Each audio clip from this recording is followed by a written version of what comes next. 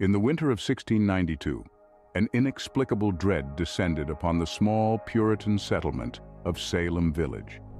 Nestled in the rugged, unforgiving landscape of colonial Massachusetts, Salem was an outpost of religious fervor and moral rigidity. Its inhabitants, devout Puritans, lived in the shadow of an omnipresent fear of the devil and his malevolent forces. The geographical isolation of Salem, coupled with the harsh winters and the constant threat of Native American attacks, only served to heighten the air of uncertainty and fear. The village was a tight-knit community, bound by their shared faith and their mutual struggle for survival in this harsh new world. These Puritans lived their lives strictly adhering to the moral code of their faith, their societal norms rigid, their punishments for transgressions severe. In this world, the supernatural was a part of everyday life and the devil a constant, lurking threat. Little did they know that this fateful year would mark their place in history, forever associated with fear, hysteria, and witchcraft. As the frosty winter thawed, so did the strange affliction of two young girls, setting in motion a chain of events that would shatter the community. The year was 1692, and in Salem Village, Massachusetts, something disturbing was unfolding. Two girls, Betty Paris, the 9-year-old daughter of the local minister, and her 11-year-old cousin, Abigail Williams, began to exhibit strange and unsettling behaviors. They contorted their bodies into unnatural positions, made peculiar noises, and complained of feeling pinpricks upon their skin. Their symptoms were inexplicable, their suffering palpable, and their condition confounding. As their symptoms intensified, fear spread through the community like wildfire. What was happening to these young girls? Was it a sickness, a madness, or something far more sinister? In the absence of a logical explanation, the local doctor, William Griggs, was called upon. His conclusion, bewitchment. This diagnosis, steeped in the superstitions of the time, led to a frenzy of speculation and suspicion. If these girls were bewitched, then who was the witch? Who was the puppet master pulling the strings? The first accusations fell upon three women: Tituba, an enslaved woman from the Caribbean; Sarah Good, a homeless beggar; and Sarah Osborne, a woman ostracized for her romantic choices. These three were easy targets, existing on the fringes of Salem society, and their accusations set a dangerous precedent. Tituba, perhaps the most surprising of the accused, confessed under duress. Her vivid accounts of black dogs, red cats, yellow birds, and a black man who wanted her to sign his book added fuel to the already raging fire of paranoia. Accusations of witchcraft were not uncommon in the late 17th century. They were often used as a means to explain the unexplainable, to give form to the formless fears of the time.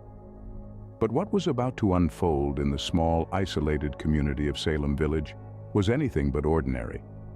The Salem witch trials were on the horizon, and they would leave an indelible mark on American history. The Salem witch trials weren't a singular event, but a series of hearings and prosecutions that shook the community to its core. A small village, once a place of peace and tranquility, suddenly became a battleground of fear and suspicion.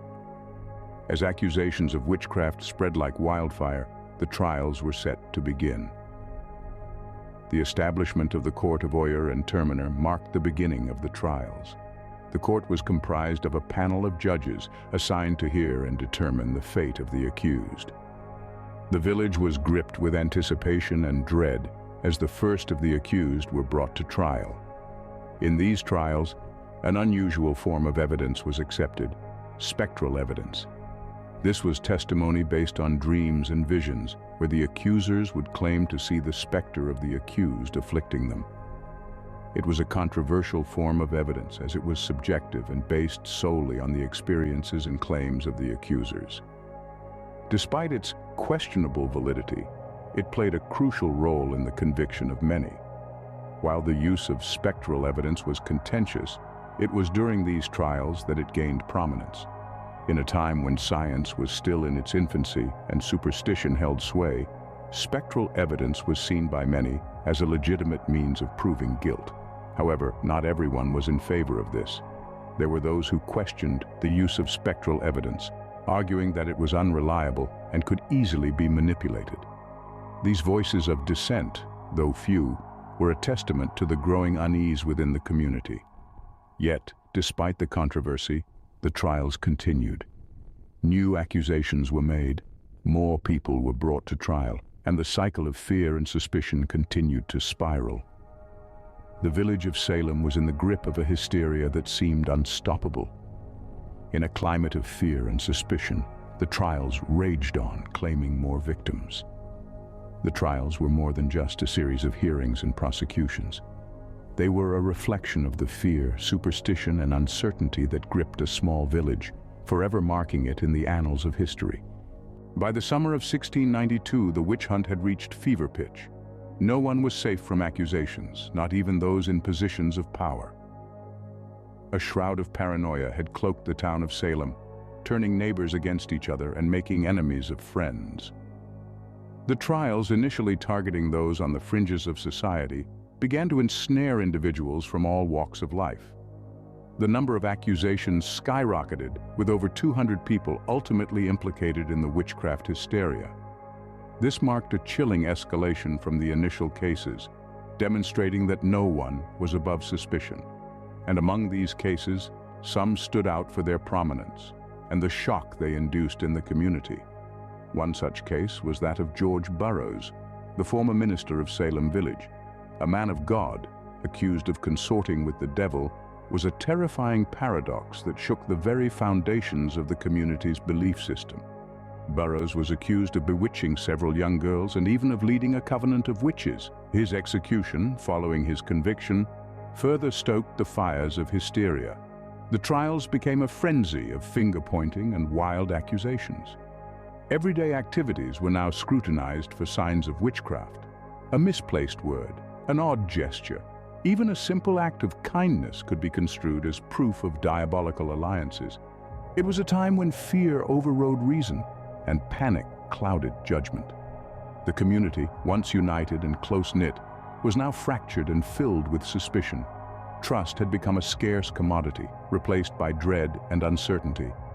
Friends turned on friends. Families were torn apart, and the once harmonious town was now a theater of nightmares. This was the height of the hysteria, a dark period in Salem's history where paranoia reigned supreme and chaos was the order of the day. The witch trials had transformed the town, warping its very fabric and casting a long, ominous shadow over its future. The once tight-knit community was now a breeding ground for suspicion, mistrust, and fear. This was the Salem of 1692, a place where innocence was lost and the seeds of a haunting legacy were sown. As the leaves began to fall, so did the credibility of the trials. Public opinion was shifting, and the end was in sight. The unsettling hysteria that once gripped Salem began to wane. The witch trials, once a spectacle of fear and superstition, started to lose their grip on the town's psyche. The public, once fervently supportive, began questioning the validity of these trials, the justice they purported to serve, and the methods employed. A notable figure who played a significant role in this shift was Increase Mather.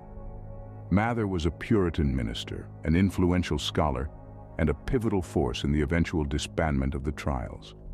His skepticism of the spectral evidence, the very foundation upon which many accusations were based, was a turning point. Spectral evidence was testimony about what the accused's spirit or spectral shape did, independent of the accused's physical body. It was a form of evidence that was impossible to confirm or deny, making it a powerful tool in the hands of the accusers. Mather's denouncement of such evidence was a powerful blow to the trial's credibility. In a document he penned, aptly named Cases of Conscience, he declared that it was better that 10 suspected witches should escape than one innocent person be condemned. His words resonated, leading to a ban on spectral evidence.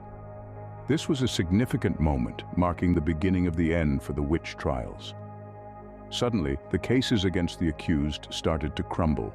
The courts, now robbed of their most potent weapon, struggled to maintain their momentum. Soon, those held captive in the dark cells of Salem's prisons began to see the light of day. The trials were officially declared over in May of 1693, and the remaining prisoners were released. But it was a freedom tainted by the memory of the horrors they had endured. The trials had ended, but the scars they left on Salem were far from healed.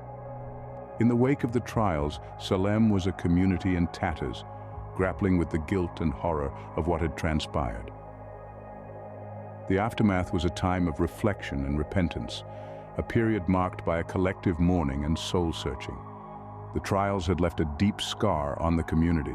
Families were torn apart, friendships shattered, and trust among neighbors was in shreds.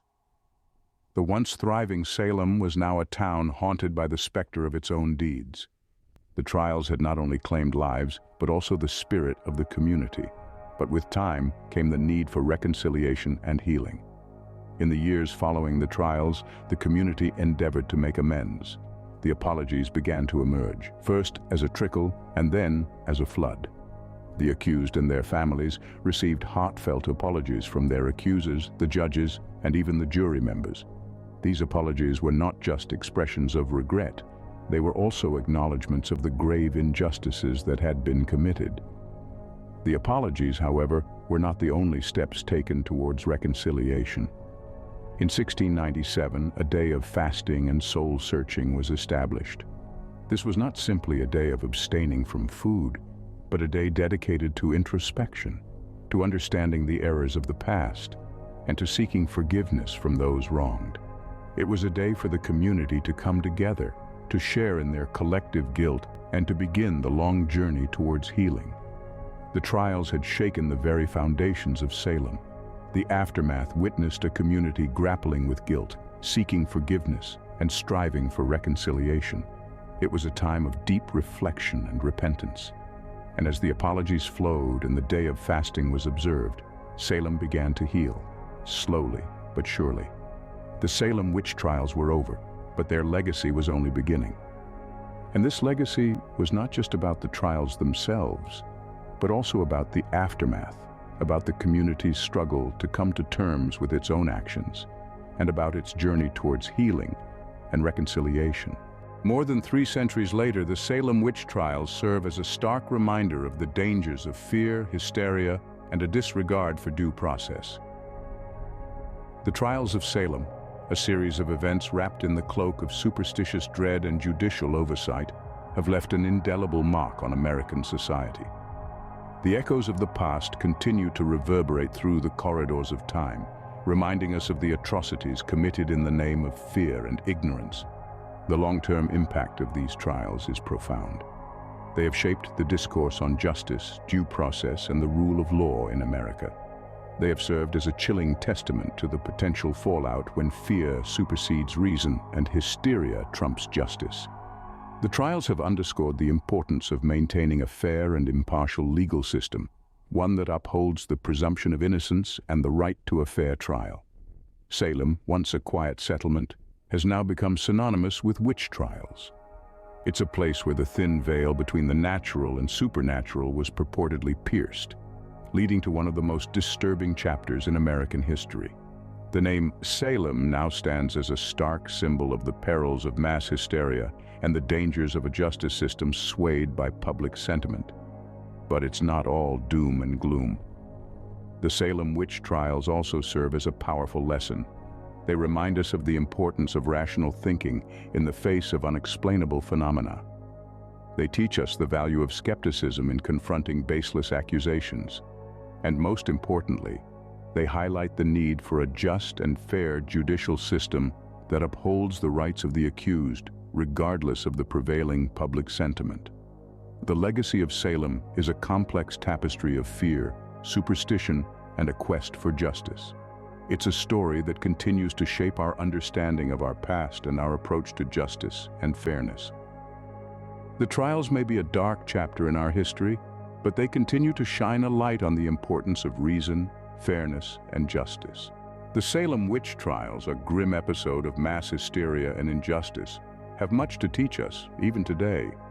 As we delve into the reflections of this event, we find ourselves examining the core of our humanity, the ability to think critically, the propensity for mass hysteria, and the foundational value of due process. In the heart of Salem's story, we find the importance of critical thinking. The trials were characterized by a lack of critical thought, where fear and superstition overpowered reason and logic. A whisper of witchcraft, a hint of the supernatural, was enough to condemn an individual, often with little to no evidence. It reminds us to constantly question, to challenge, and not to accept things at face value.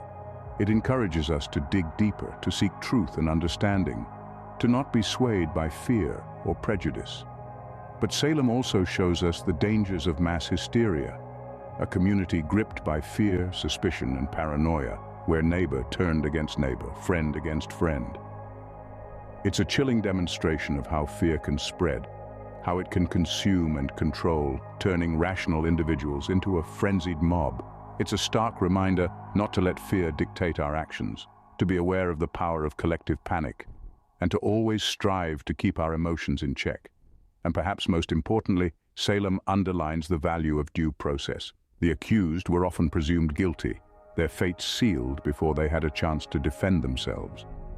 It underscores the importance of a fair trial, of innocent until proven guilty, of giving every individual their chance to speak, to be heard. As we remember Salem, it serves as a reminder that in the face of fear and uncertainty, we must always strive for truth, justice, and understanding. We must remember the lessons of Salem, not as a distant chapter in history, but as a living testament, a beacon guiding us towards a more empathetic, just, and rational world.